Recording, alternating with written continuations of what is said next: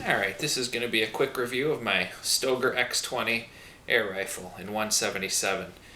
I've been meaning to do a review on this for a while. I've got several thousand rounds through it now, so I'm actually qualified to say something about it. So let's start with the breech. I wanted to show you the latching action. You'll notice when I break this, I don't have to pound on it. It just comes loose nice and easy. But we can see right here, hopefully you can see, there's kind of a pointed spring latch here. And then there's one inside that matches it exactly. I think part of the reason the rifle has such good potential for accuracy is that those two latch together pretty securely.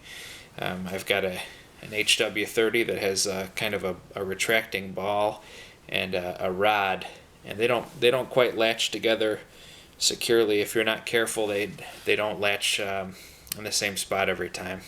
This one, no problem though. You can hear that's a solid latch. So load up a pellet here while I've got it cocked. Putting in maybe I should show you that.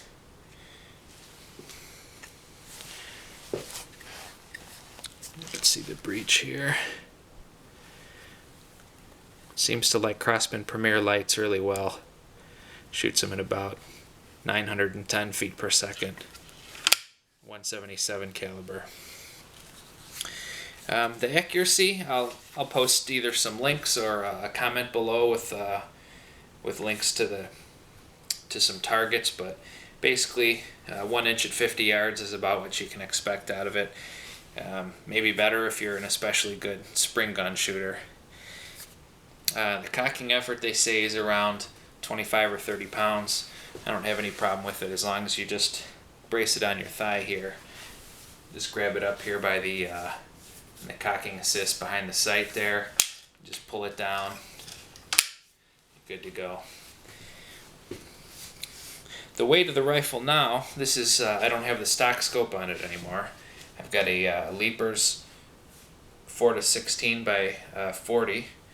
I wanted the mil dots, but the included scope is this Stoeger 3-9 by 40. And optically, it's actually better than the Leapers that everybody favors.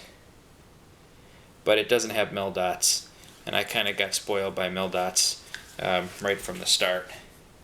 You can see here it's got an adjustable objective down to probably about 7 yards or so. Very handy. Got smooth turning. The turrets are click type. They're well damped.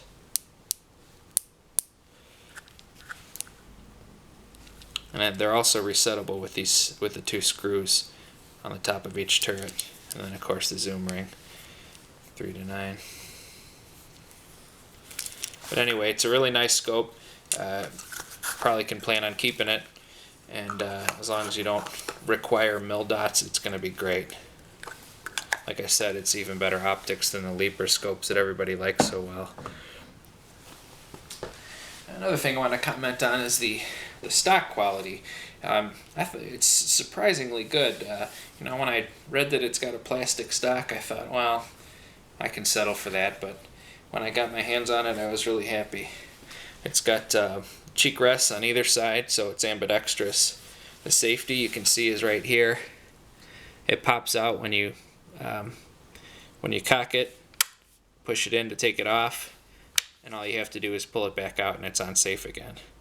You don't have any of this funny business that you have to recock it again to put it on safe. The rubber butt pad, not really a recoil pad, just a butt pad, but that's kind of nice. That kind of grips into my shoulder a little bit. The checkering here, I don't know if you can tell by the video, but it's nice and sharp. Just like you would expect on cut checkering on a fine powder burner.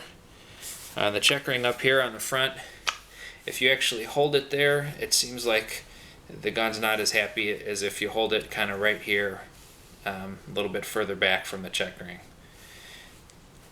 Okay, now about the Leaper scope. 4 to 16 by 40. Probably all familiar with that, but it's got these pop-up lens covers that are pretty terrible. The front one you have to take off just about every time you shoot it, because unless you shoot at the same distance all the time, because when you turn this objective, then this gets all off to the side, and unless you're only turning it a little bit, the darn thing's always in the way. So I just treat that one as a removable one, pull it off when I'm going to shoot, use the back one as a flip up. You can probably tell by looking at it right now, this is not a stock trigger.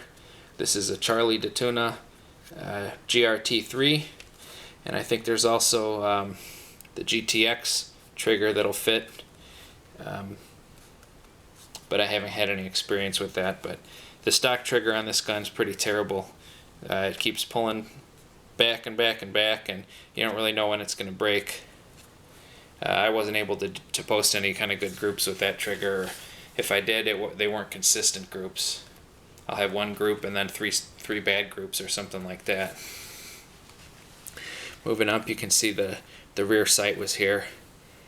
It had those fiber optic sights that are so trendy now, but don't really help with precision aiming at all.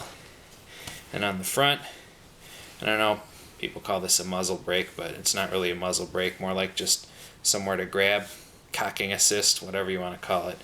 You can see the red fiber optic sight is left on there. I don't ever intend to shoot this without a scope, so I was thinking about just dremeling that off, but I just found out that Archer's got a front cocking assist for this gun, and you just take out the Allen screw here, and then you pop it off, save it in case you want to sell it, and then you have, get your hand a little further forward for even more leverage for cocking. So I'm going to take a shot now, and you can hear what it sounds like.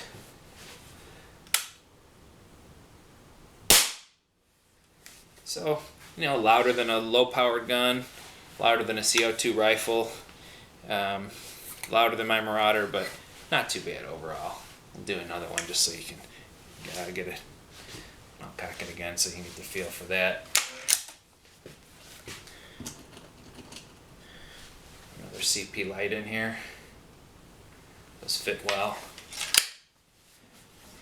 Pop the safety off, and away we go.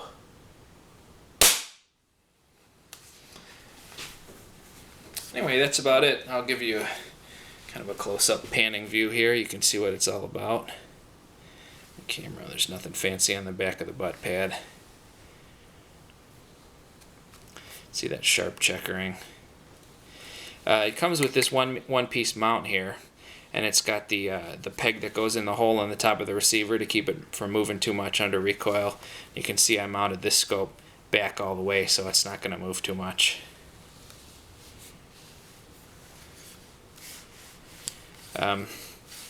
When you get the gun, it comes with the scope mounted. If you're going to leave that scope, make sure you check all the screws, because they were kind of loose on mine. Not only the ones on the rings, but the ones on the bases were also kind of loose. So check those, snug them up before you do any shooting. And also the stock screws on the front here were a little bit loose. You don't get any kind of good accuracy if those are loose, so check those out. I'll show you the bottom here. You can see the cocking linkage. Trigger guard is integral, one piece. There's a hole drilled in the back of it to adjust the tension of the original trigger, but trust me, don't even bother with that. Just get either a GRT or the Charlie DeTuna one. Replace that, something you can actually shoot well. I don't know if you can see here, but there's a couple of screws for adjusting that trigger as well. And one more shot.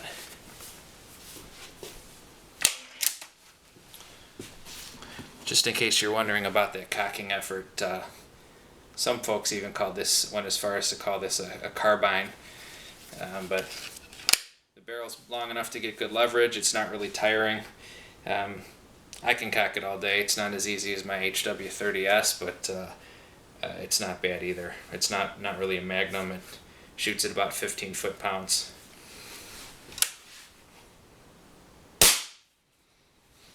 That's all for now. Thanks for watching.